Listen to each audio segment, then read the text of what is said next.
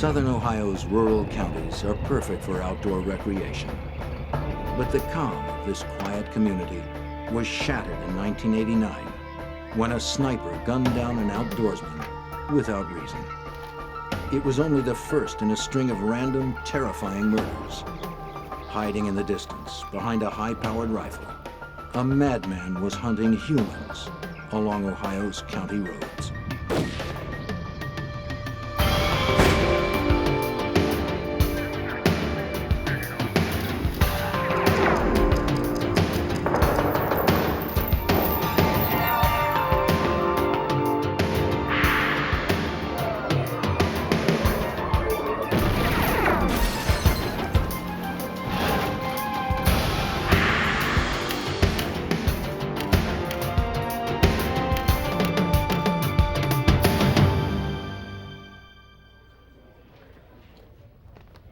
Starting in the spring of 1989, a madman prowled the woods and fields of rural Ohio.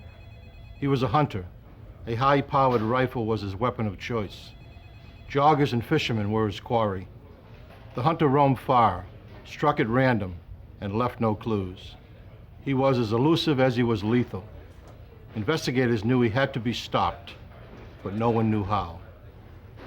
I'm Jim Kallstrom, former director of the FBI's New York office.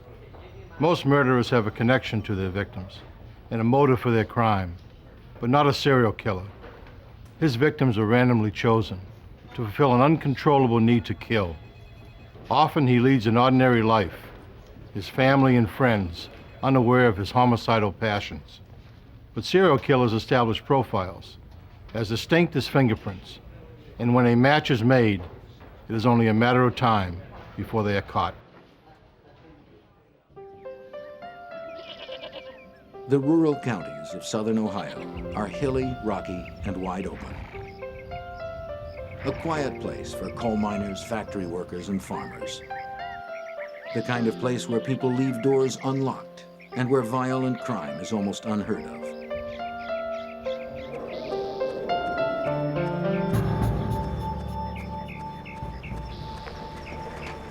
On April 1st, 1989, 35-year-old Donald Welling did what he frequently did on Saturdays.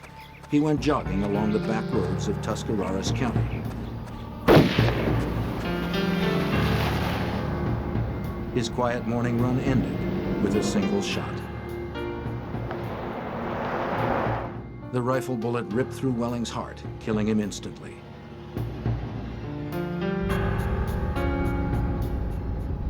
Local authorities could find no motive and not a shred of evidence.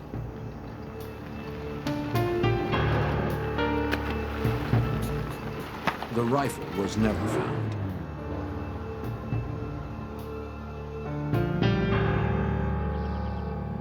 November 10th, 1990, another Saturday morning, 19 months later. 21-year-old Jamie Paxton of Bannock, Ohio, rose early to go bow hunting. Leaving his crossbow in the car, he took a walk through the tall grass off State Route 9. Paxton was alone and unarmed.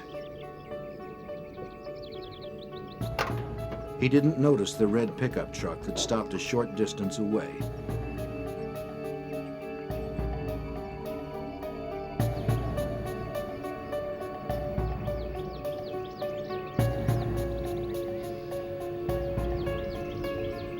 The gunman was quiet and careful.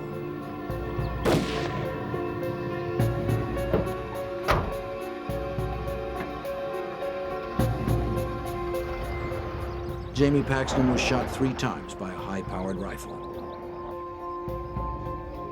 There were no witnesses.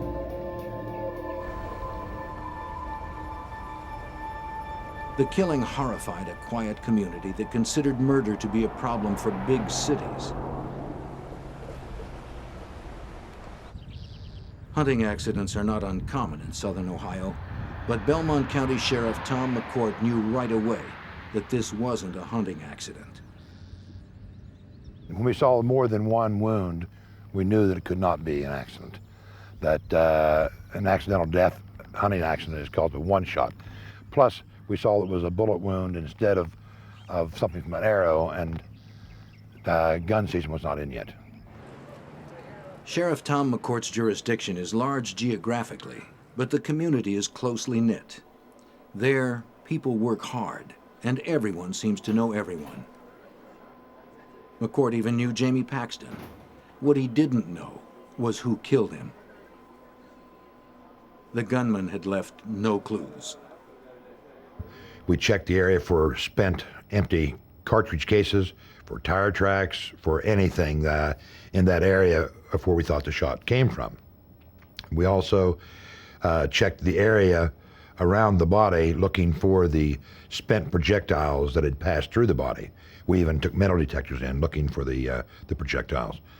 At that time, we were unable to find anything. We're going to run over there by the marina and see. After interviewing Jamie Paxton's friends, family, and acquaintances, they were unable to find anyone with a motive to kill him. Everyone in the area knew Jamie Paxton. No one that we knew of or was able, even to this day, have ever found anyone who disliked the young man. Sheriff McCourt had an apparently random killing of a popular young man with no history of trouble. They interviewed Fred and everything. A seemingly unsolvable murder with no physical evidence and no witnesses. Not even a plausible theory about what happened. I think that's about it. After her son's death, Jean Paxton's grief impelled her to action. She began composing letters to a local paper, the Martins Ferry Times Leader, designed to draw out the killer. There was just every time I would sit down to write a letter, I would say a prayer. And I would say, please God, just give me the words to get to the person that killed my son. The letters were at once stern and passionate. To the murderer of my son Jamie, she wrote, would it be easier for you if I wrote words of hate? I can't because I don't feel hate. I feel deep sorrow at losing my son. You took a light from my life last November and left me with many days of darkness. Have you thought of your own death? It'll happen. Unless you confess your sin and ask for God's forgiveness, you will face the fire and fury of hell at your own death. If the killer were reading Jean Paxton's letters, he seemed unaffected by them. On November 28, 1990, just 18 days after Paxton's murder, 30-year-old Kevin Loring was on a hunting trip in Muskingum County, Ohio, some 40 miles from where Jamie Paxton was killed. While his friends finished eating lunch, Kevin decided to get a head start.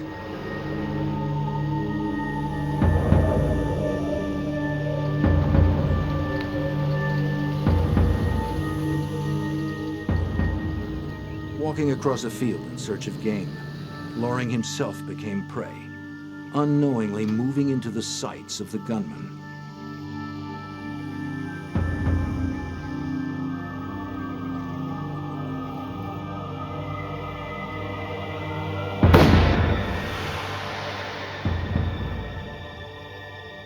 Loring was killed by a single gunshot wound to the head.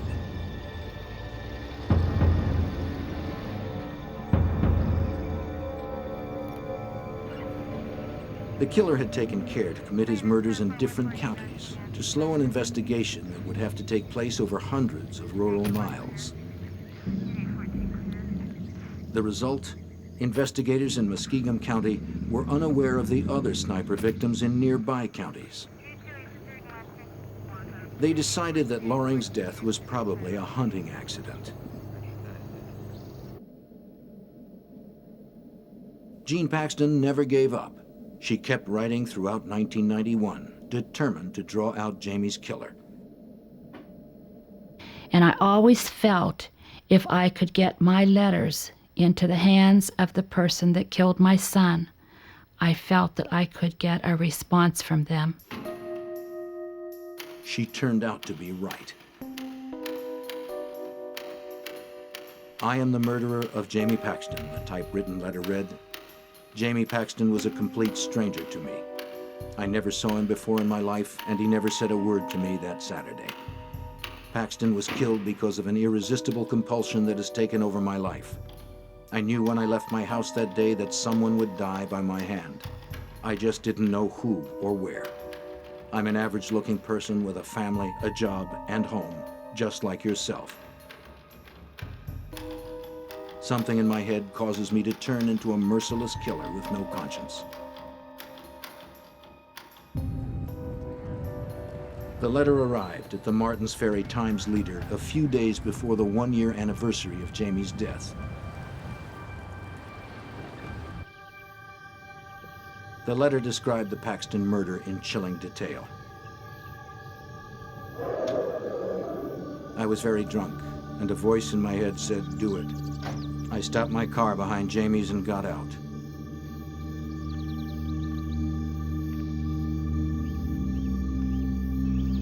Jamie started walking very slowly down the hill toward the road. I raised my rifle to my shoulder and lined him up in the sights. I took at least 5 seconds to take careful aim. My first shot was off a little bit and hit him in the right chest. He groaned and went down.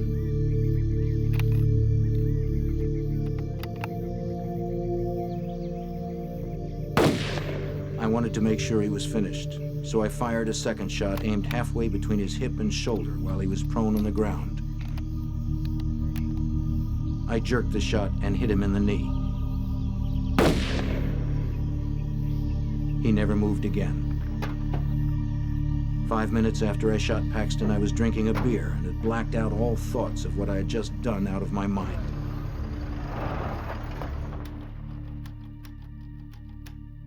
I thought no more of shooting Paxton than shooting a bottle at the dump. I know you hate my guts, and rightfully so.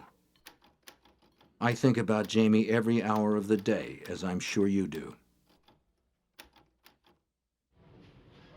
For Sheriff McCourt, the letter was a beginning, evidence that might lead to a murderer.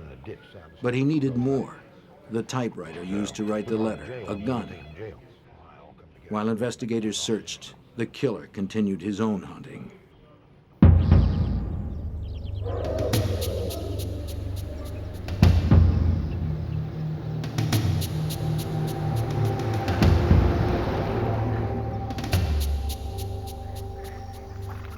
Saturday, March 14th, 1992. Claude Hawkins got off his midnight shift at the Pittsburgh Plate and Glass Company about sunup. It was a good time to fish, and Hawkins went straight to a favorite spot on the river below Wills Creek Dam.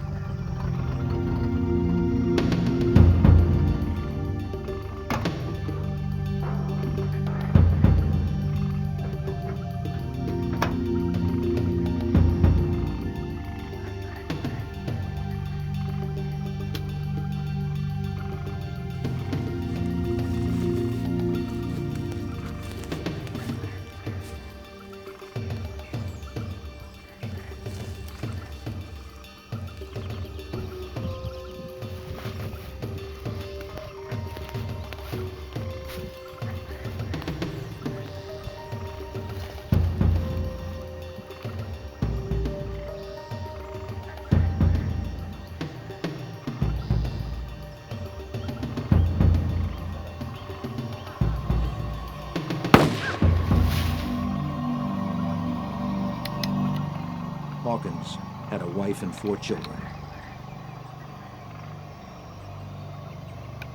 Another outdoorsman had been killed while alone, but this one took place on federal property. The FBI stepped in.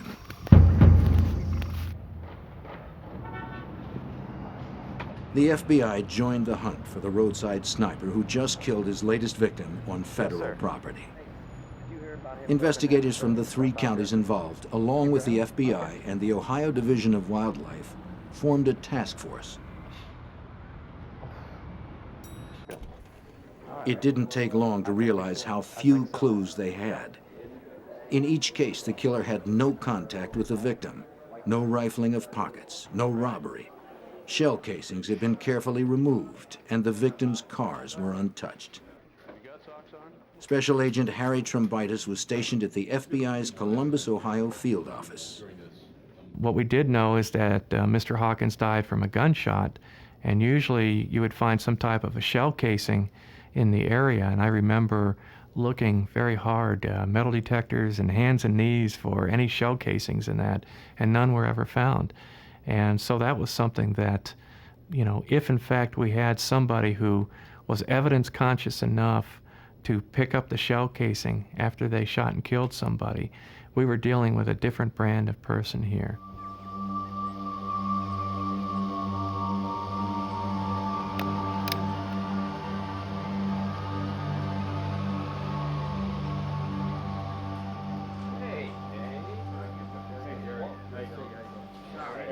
The multi-jurisdictional task force concluded that the death of Kevin Loring, first ruled accidental, was actually a homicide. We got a problem.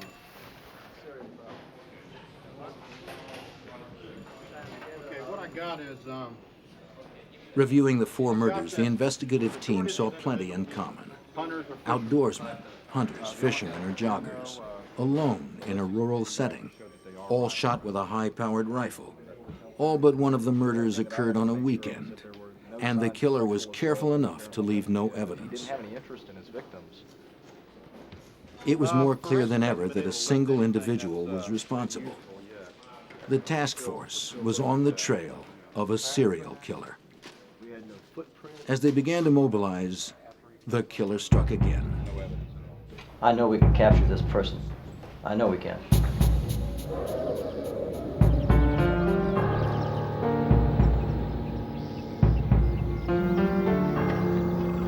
10 days after the task force meeting on April 5, 1992, 44-year-old steelworker Garry Brent had left his home in neighboring West Virginia to go pond fishing in Noble County.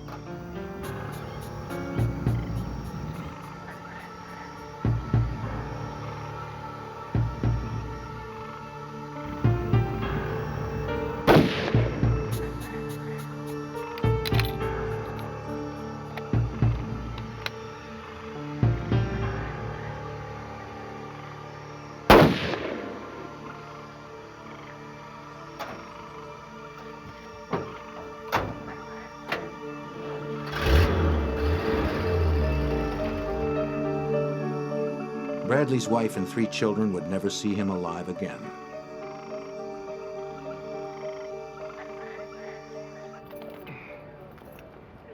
The task force had another murder. The road sniper had to be stopped. The task force wanted to learn more about the personality of the sniper. They asked the FBI to draw up a psychological profile of the serial killer. Such an outline would be invaluable in tracking him down. Okay, that's good. Well, maybe there's something there we can Major Dane Shryock of the Coshocton County Sheriff's Office headed the task force. Right after we'd initially made an assessment that maybe these things might be linked, the Columbus FBI office set up a meeting to have the behavioral science unit come to Columbus, Ohio, and actually sit down and talk with the investigators of these 5 counties of the homicides. The FBI's Behavioral Science Unit in Quantico, Virginia, can accurately sketch personality profiles of individuals from sparse clues. Larry Ankrum is a member of the Behavioral Science Unit assigned to the road sniper case. He studied all the available evidence, the investigative reports of the 5 murders, and especially the letter that the killer had written to Gene Paxton. Then I came back to Quantico and reviewed these cases more in detail, and I came out with a formal profile. We were probably looking for a white male. We were looking for someone that was intelligent, someone who was an outdoorsman himself, someone that wouldn't look out of place in the woods, someone that was probably responding to some significant event in his life that was going wrong at that particular time. One of the things that was apparent that it was a sniper type mentality here that we were dealing with, someone that didn't want confrontation, someone that was doing things from afar. And this is something that we see many times with our arsonists.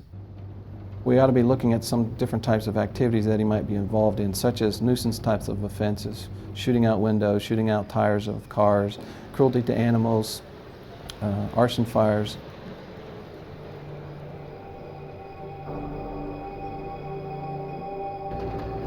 Ankrum believed that the violence was triggered by stress and fueled by alcohol. The task force now had a psychological sketch of the roadside sniper.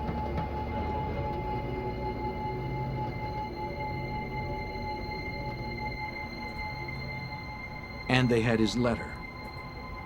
FBI forensic scientists studied the letter intensely. They found distinguishing features in the typeface. If they could find the typewriter it was written on, it would be easy to link the confessional letter to the owner, and thus link the murder to the murderer. They had to hurry. The sniper was still out there.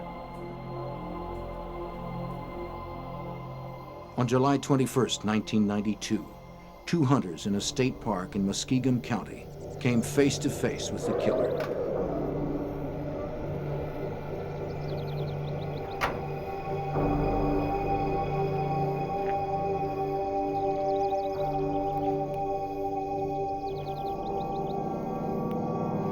As they moved through the brush, one of them noticed something terrifying. A nearby figure with a gun pointed right at them.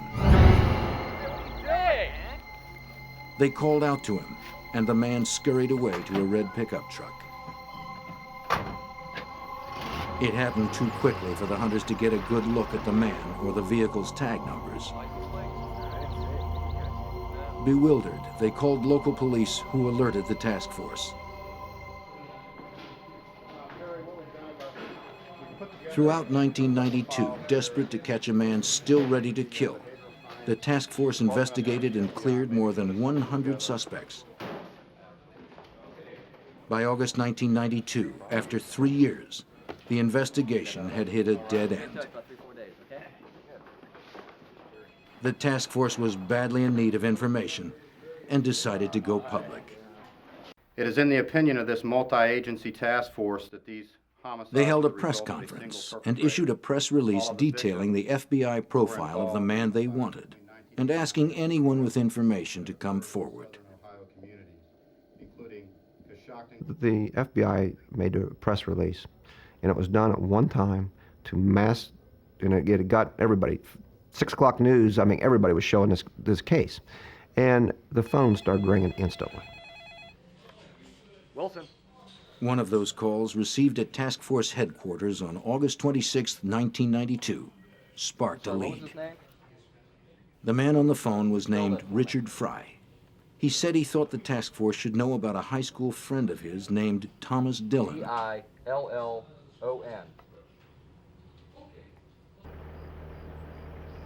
Investigators had a name and someone willing to talk. A task force member arranged to meet Richard Fry at a rest stop on Route 77. Tom Dillon. I went to high school with him. We grew up together. There, Fry talked about his old friend, Tom Dillon. He was always a little strange.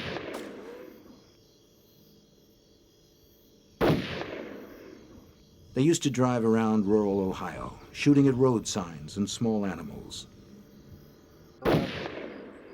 But Fry eventually found Dillon too eccentric and violent for his taste. Obsessed with serial killers like Ted Bundy, Dillon had taken to killing family pets and cattle and setting random fires. Fry got married and for most of the 1980s forgot about his strange friend.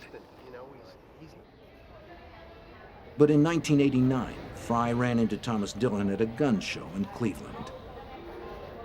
Tom? Thomas. Dillon invited him to ride along with him again, just like in the old days. Old friendships die hard, and Richard Fry again found himself driving the back roads of rural Ohio, drinking beer and shooting road signs.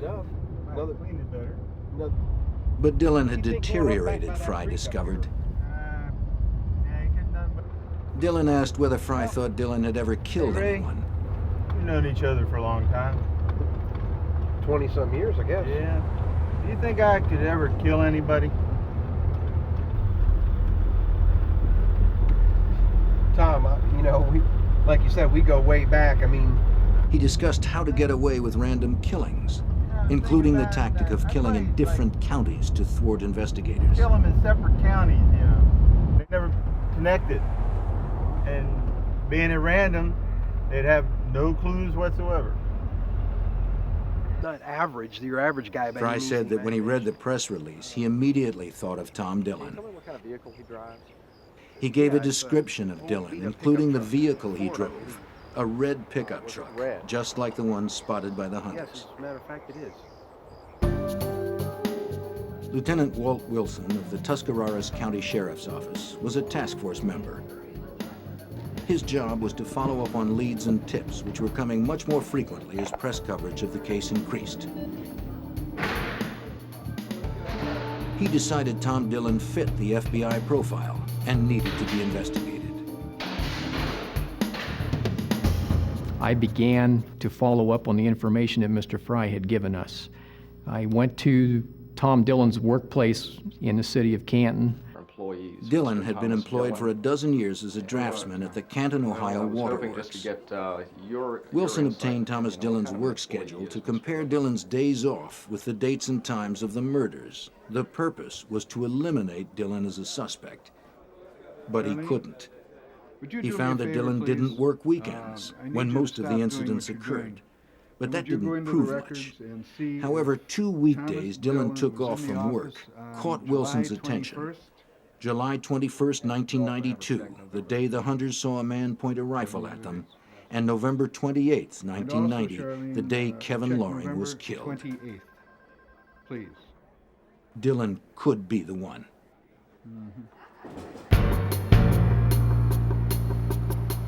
As the other members of the task force followed up on hundreds of leads, Detective Wilson began surveillance on Thomas Dillon. Maybe Dillon would return to a crime scene or lead investigators to more clues. The surveillance began in October 1992. Detective Wilson followed Tom Dillon on his weekend excursions, driving the back roads of southern Ohio. Typically, a day would start around 7 in the morning on Tom's days off, the weekends usually, and he would leave his home, and sometimes he would stop at a convenience store and buy some beer, and then he would go south of his home into other counties, just driving all the back remote roadways. On October 10th, 1992, while tailing Dillon, Wilson briefly lost track of the suspect's vehicle. As Wilson crept around a corner, he came face to face with Thomas Dillon. His cover possibly blown, his case in jeopardy, Wilson had to think fast.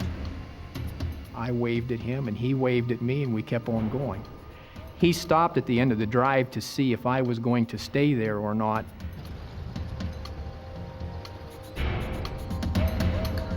Wilson couldn't risk being identified. He let Dillon drive away.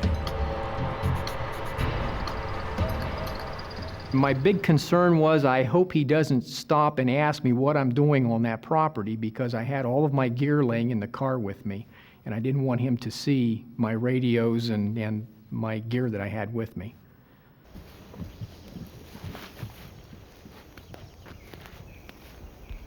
A few days later, Larry Oler of Barnhill, Ohio, was hunting about 150 yards off a road in Tuscarawas County. He heard a car stop. Through the trees, he saw a stocky white male.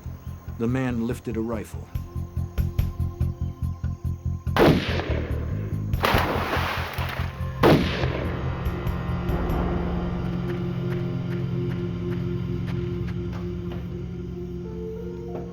Oler was unhurt and watched in terror as the truck sped away.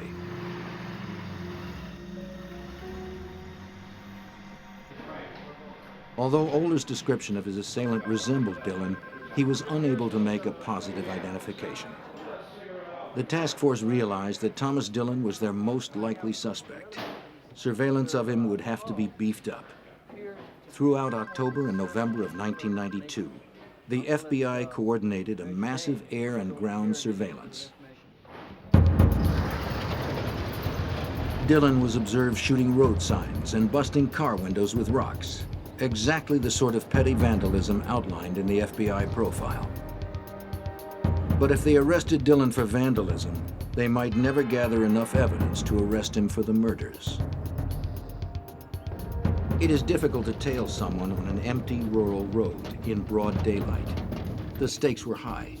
If Dillon tried another shooting and the FBI weren't in the right spot, they could have another murder. If they crowded Dillon too much, they might be found out, and Dillon would slip into hiding.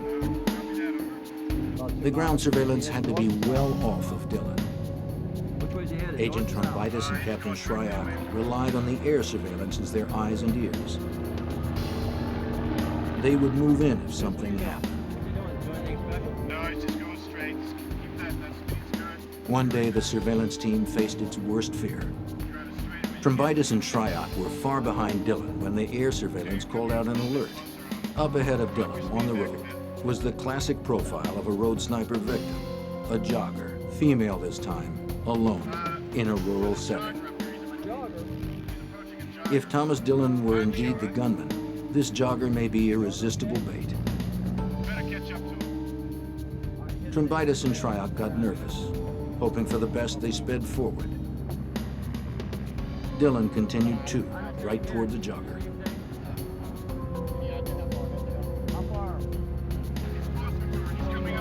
Driving at top speed, Trumbitis and Shryock frantically called to the agents in the plane.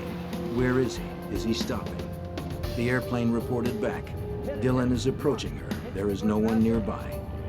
The agent's car hurtled forward. A call from the air. Dillon is pulling up alongside the jogger. The agents held their breath.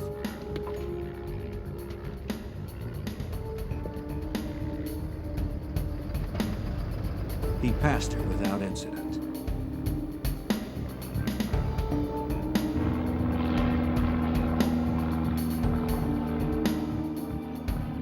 The feeling of relief lasted only moments. The airplane radioed that Dillon had taken a right turn onto a smaller road. The aerial unit stayed on him, instructing Trumbitis and Shryock where to turn. Then a second right turn. Could he be circling back?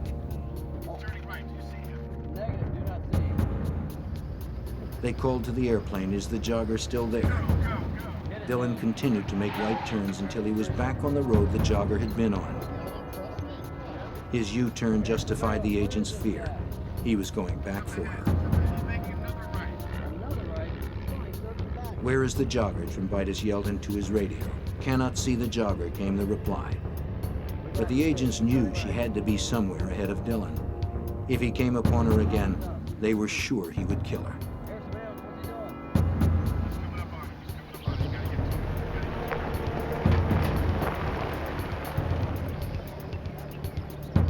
The air unit called in that Dillon had stopped his truck and had gotten out. He had something shiny in his hands. Would he kill her right under their noses? The jogger couldn't be seen from the air, but that didn't mean she wasn't there. The agents in the car heard shots and feared that Dillon had struck again while under their surveillance. But the airplane radioed that Dillon was shooting a stop sign.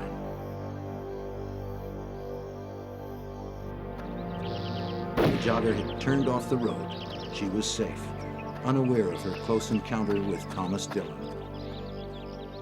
I think so. The cat and mouse game with Thomas Dillon began to wear on the task force members. I figure if we have 5 down here. A lot of pressure. I mean, you're wondering whether this guy today is going to go out and kill somebody and you aren't going to be able to stop it. And you know that he's probably the one that is responsible for killing other people.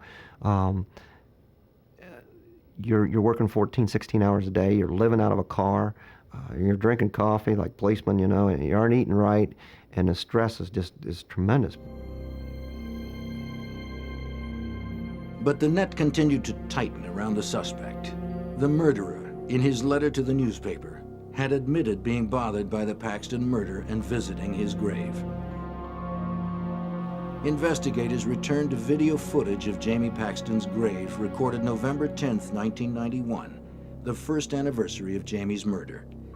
Many people paid their respects that day, but curiosity rather than respect was the agenda of one visitor photographed, Thomas Dillon. Investigators immediately recognized the man they had been tailing. Surely he was the sniper, but to earn a conviction they needed direct incriminating evidence.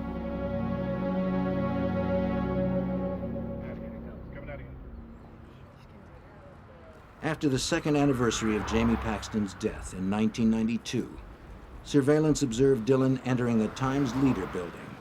He bought a copy of the previous day's paper, full of the details of the Paxton Memorial Service. The FBI had good circumstantial evidence on Thomas Dillon, but they still lacked physical evidence, a bullet, a gun, or a typewriter, to link him with just one of the victims.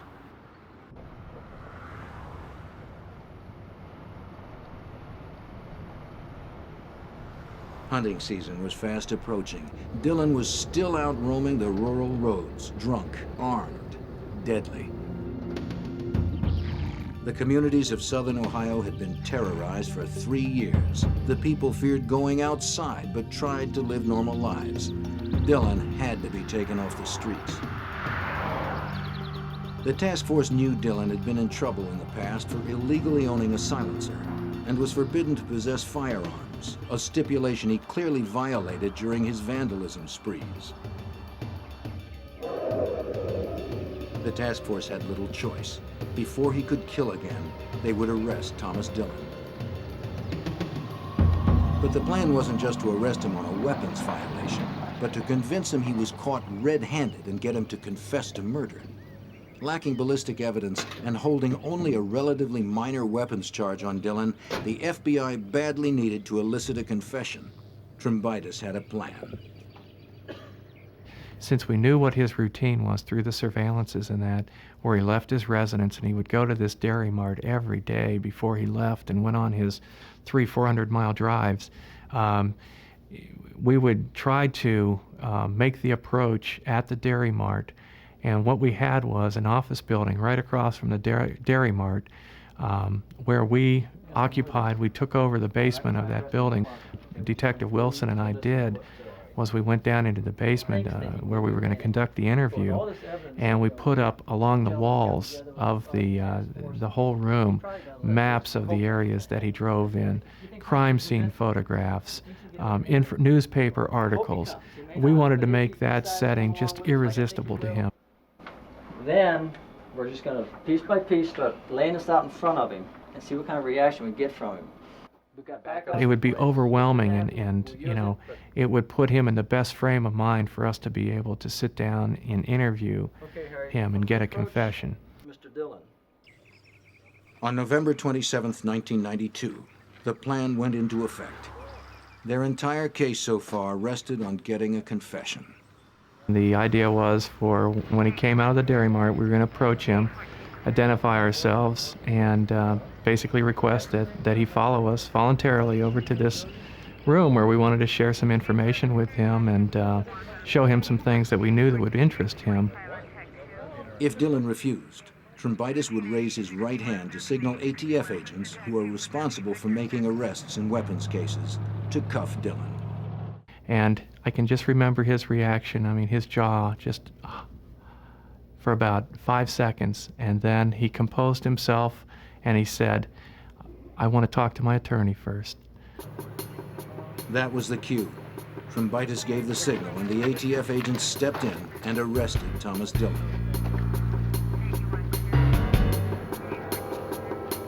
Dillon didn't realize it, but it was a bitter defeat for the FBI. Trumbitis thought he'd blown it, despite all the evidence he'd gathered. Despite his certainty that they had the road sniper, he feared that he would see a 5-time murderer quickly released on a minor weapons charge. At the very time of Dillon's arrest, other task force members were executing a search warrant on Dillon's house. Finally, the FBI felt they would come away with the physical evidence desperately needed to link him, once and for all, to the murders. But they didn't. To their surprise, the search turned up nothing more incriminating than some area maps marked with arson and vandalism sites. Dillon was refusing to talk. They were holding him, but there was nothing they could do with him. It was pretty much over when he said he wanted to talk to his attorney. So we went back to the restaurant and we were going to have a cup of coffee, and all of a sudden we got the word that he wanted to talk to us. And so Walt and I jumped into our car and we made a beeline to Stark County Jail. Trombitis and Wilson confronted Dillon with one piece of evidence after another. Photographs, videotapes, newspaper clippings showing his link to the murders. I would pull out one piece at a time and show him, and just as we had suspected, he just was keenly interested in the information that we had, the surveillance pictures, the crime scene photos, you know, just the animal, you know, the shots of the animals that we had along the roadways and that. You could just see that he was just fascinated by that. Fascinated but not talkative, Dillon said it would serve no purpose to admit anything now. Another dead end for the FBI. Dillon's attorney is arguing that he should be spared jail time on the weapons charge. Now, unless something turned up on him very quickly, Thomas Dillon would have to be released. Thank the various representatives of the media for showing up today. The task force was now fighting the clock. Desperate for physical evidence, they held another press conference, appealing to the public for any information about guns they may have bought or sold with Thomas Dillon. Have had any contact with Mr. Dillon? Meanwhile, task force member Jerry Wade of the Ohio Division of Wildlife was following up on a tip. A witness steered Wade to a spot where he had seen Thomas Dillon firing his rifle a couple of years back. Wade hoped that would lead him to some ballistic evidence to link Dillon to one of the killings. This individual that brought it to our attention that he'd seen Thomas Lee Dillon shoot this deer with a rifle, thought the rifle might be one of them that was used. And if we could locate some physical evidence, the shell casings per se, and if we could get those and match them to the murder weapon, we could put that rifle in Thomas Lee Dillon's hand prior to the murders, which would really give us a lot stronger case as far as him possessing the rifle prior to the murders. The chances of finding the small shells in such a wide area were slim, and it had been 2 years since the rifle had been fired there. Determined, Wade patiently combed inch by inch through a grassy field where the anonymous witness said he saw Dillon shoot the deer. Beginning at the tree described by the witness, Wade searched the area in a circular pattern by hand and with a metal detector, carefully marking off the territory.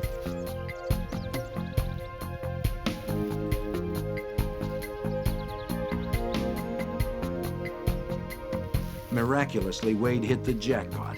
He found 2 rifle shell casings, later identified as coming from the same gun that killed Garry Bradley and Claude Hawkins.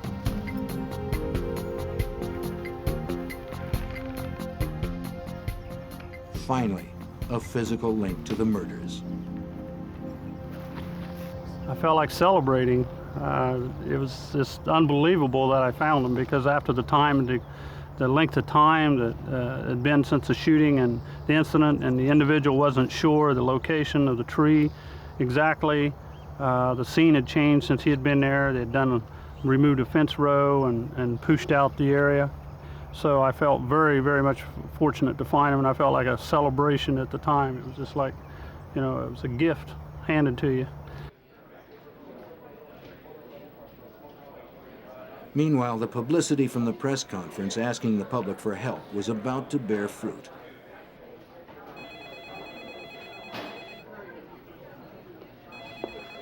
On December 4th, Captain Shryock was manning the phones at Task Force headquarters. A man named Al Cope was on the phone. Can you give me that? He said he bought a weapon from someone who may have been Thomas Dillon at a gun show the previous spring. I'll tell you what, if you give me about 15 minutes, sir, I'll be right there. The date? April 5th, the same day Garry Bradley was murdered.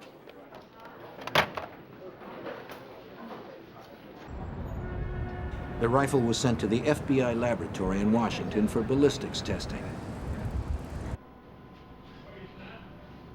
Special Agent Paul Schrecker is a ballistics expert for the FBI. As the bullet passes down the barrel of the weapon, that bullet, by coming in direct contact with the interior of the barrel of the weapon, picks up the microscopic imperfections, the microscopic features of that barrel. So that bullet is marked with the fingerprint of that barrel. Fragments of bullets taken from the bodies of victims Claude Hawkins and Garry Bradley were examined at FBI labs. A bullet fragment may still be of value for comparison. Even though a bullet may fragment, may break up as a result of striking a victim, and maybe only fragments are ever recovered, those fragments are still marked. They still bear the impressions of the inside of the barrel of the weapon. And those fragments can still be used to make a positive association or an identification. When the weapon was submitted to our laboratory, the weapon was test fired, and the test fired bullets from this weapon were then compared to the bullet fragments taken from the victims.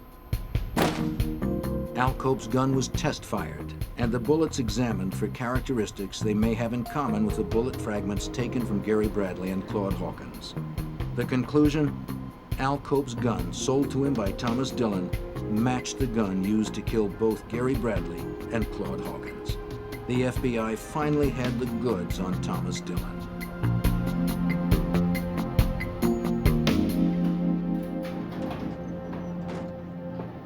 Close the door, please. Agent Trombitis visited Dillon in jail and confronted him with the evidence. He and his truck fit the descriptions of the few witnesses. He had been off work when each murder had occurred. He had a history of random violence and gunplay. And the FBI could prove in court that a gun he once owned killed at least 2 of the victims. What kind of proof? What kind of proof? All the proof we need. But Trombitis knew Dillon was guilty of all 5 murders, and he wanted closure for the victims' families. He offered Dillon a deal. As leverage, Trombitis reminded Dillon that he faced Ohio's electric chair. Dillon got nervous, and he began to negotiate. And what's your assessment of the situation? I still can't believe you got that hard of evidence. Well, we have evidence. Thomas Dillon met with the prosecutors in June of 1993. He agreed to admit to 5 killings if the death penalty were dropped as a possible sentence. Terms, 1 each for each of the acts committed. On July 9th, Dillon confessed to prosecutors in order to save his life.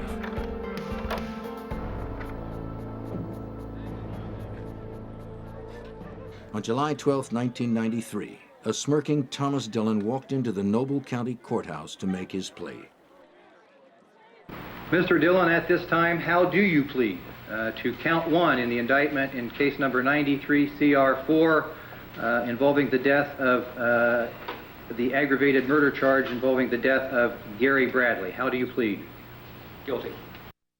With the families of the victims watching, Dillon confessed to murdering Donald Welling, Kevin Loring, Claude Hawkins, Garry Bradley, and Jamie Paxton. He was still smirking and unrepentant as he left court. At this time of the indictment in case number 93 CR4. Guilty.